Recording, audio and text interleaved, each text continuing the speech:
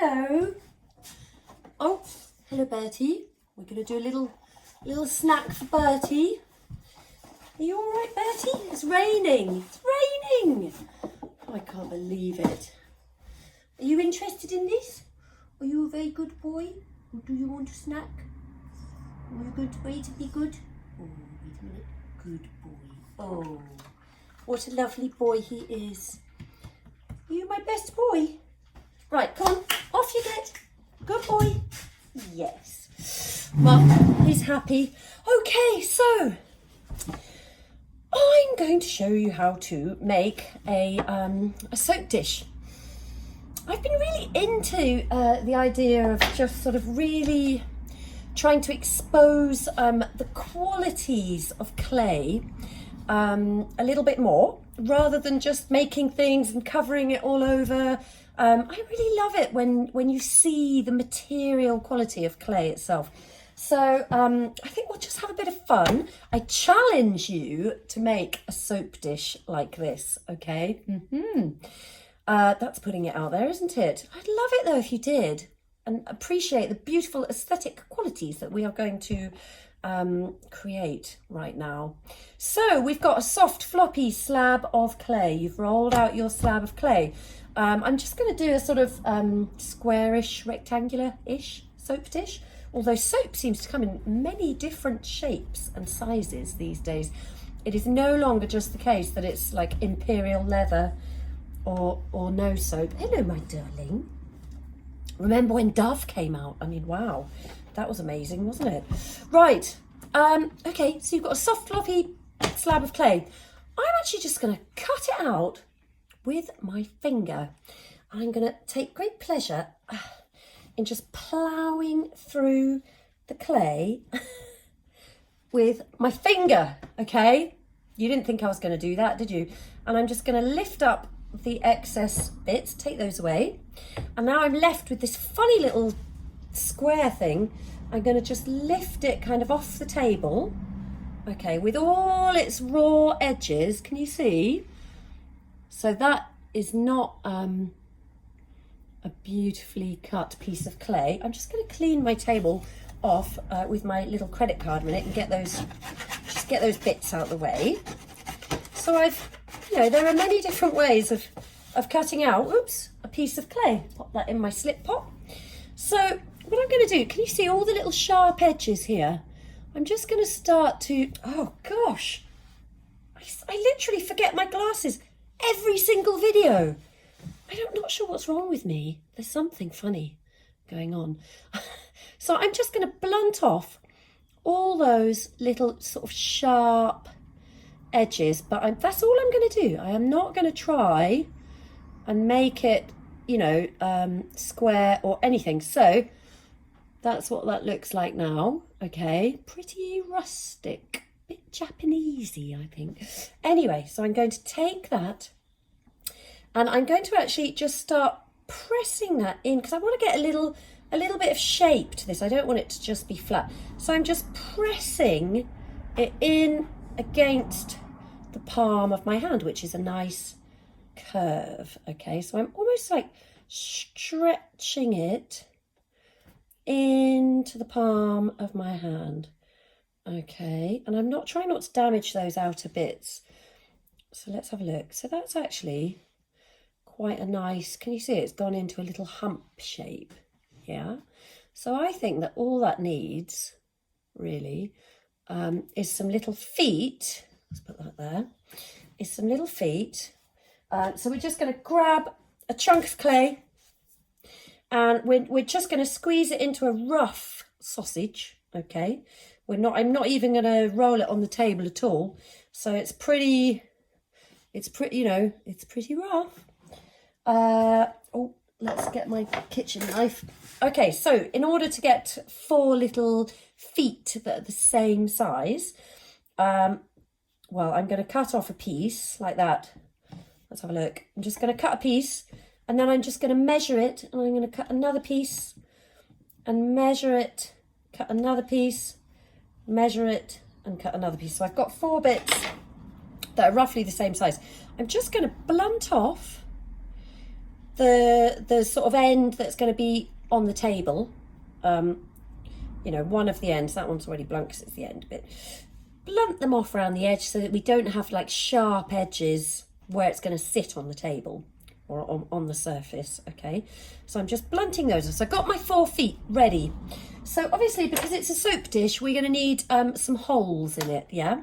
Now what I would recommend actually after you've done that is that you leave it to dry a little bit until it's leather hard. So I have got one that I made a little bit earlier, very similar to that, okay? So let's get that one out. I'll just pop that there because I really like these. So here we go. This one's a little bit bigger and I cut the little chunky feet off as well. So I'll just show you that one.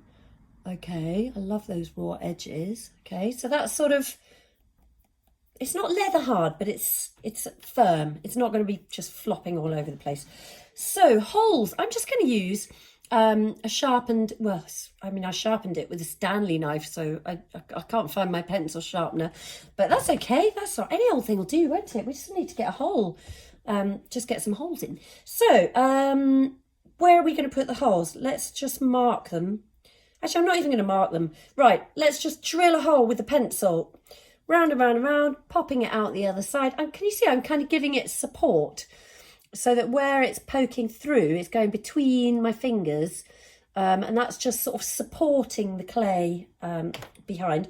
And where it's gone all mushy like that, look, okay, I'm actually just going to smooth that.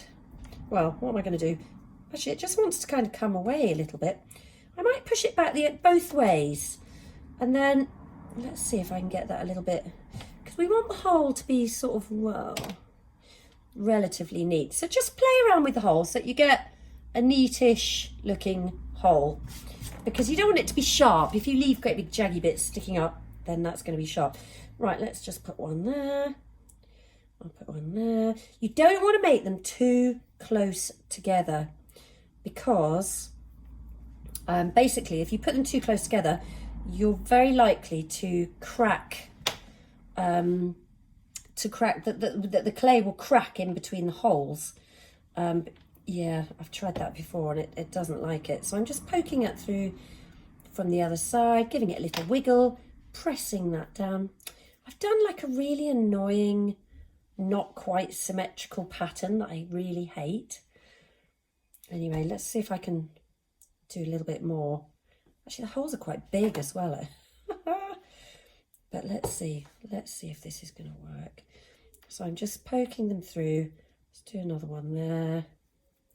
So I guess they're probably, oh, I've done that one the wrong way around. They're probably about a centimetre-ish apart. And that's probably okay, but you don't really want to go too close, because in the past, it's weird, you just get these little cracks in between the holes. Right, one more there, that's a bit close. Okay, so you can see that because it's leather hard, I can actually handle it, you know, quite easily, and it's not just going to fall apart. Okay, that's a little bit better. Maybe, do I need one more? Kind of wish I'd done them differently now. Anyway, you can mark yours out so that they're in an attractively kind of controlled random pattern. That's what you want. Controlled random. Okay, so we've got our holes like that. Okay, so we're going to score and slip them into place. The little legs, I mean, so we want to fix the legs on. So we are going to score the end of each leg. Okay, give it some really good deep scoring like that, okay, because you don't want them to fall off. Quick, quick, quick, score, score, score. And we're just going to put them, I'm not even going to really mark where they're going to go. I'm just going to bung them on and see what they look like. I can always wiggle them a little bit, and I can always just take them off and put them on again. Quite hard to use this knife. I'm finding this kitchen knife way too big. Where's my little pen knife, I wonder? I put that somewhere. Had a bit of a tidy up today in the studio. It was all getting a bit out of control. So now I don't know where anything is. Okay, so we're going to blob a little bit of slip on. Poke that one on. blob a little bit of slip on there. Poke that one on. That's my phone in the background. Whoops. Getting a message. It's not very professional, is it? Oh well. Keeping it real in the studio. Right, let's get that one on. So I've kind of glued them on, and now I'm just going to give them a little wiggle. Okay, just to make sure they are actually firmly in place. Oh, actually, I could just use this. So let's see how that looks now. And I'm just going to, that's Bertie scratching at the door, because when he hears my mobile phone making its bing bang noise, he doesn't like it. He gets a bit scared, and he always wants to go out. So I try and change the noise, and then he just doesn't like the next noise, and then the next noise. So anyway, okay, so can you see I put that on some little legs? Yeah. Why am I turning that? It's a turntable, for God's sake. And there you have it, a little soap dish. So that's a really simple little project. Just very quickly, I have now brought out a range of slips. Okay, so these are actually slips. So these are liquid clays that you can apply to your leather hard clay. And they are cheaper than the underglazes, but you can only put them on to your leather hard clay. Okay, it won't go onto bisque fired clay. But let's just show you. They are really high opacity. Okay, so they are not in any way semi-transparent or transparent. This is a liquid clay that will set on your work. Let's just show you how thick and nice that will go on. Nice soft brush. You want a really nice floppy brush to apply slip, because you don't want to drag it around. And you can actually mix these slips as well. You can just mix and match the colours just like they were paints, okay? So they blend really, really well. And what I would suggest is that you buy like a set of, and these are like, I think they're either £3 or £4 for a pot like this, okay, for a 60ml pot. So they really are quite good value.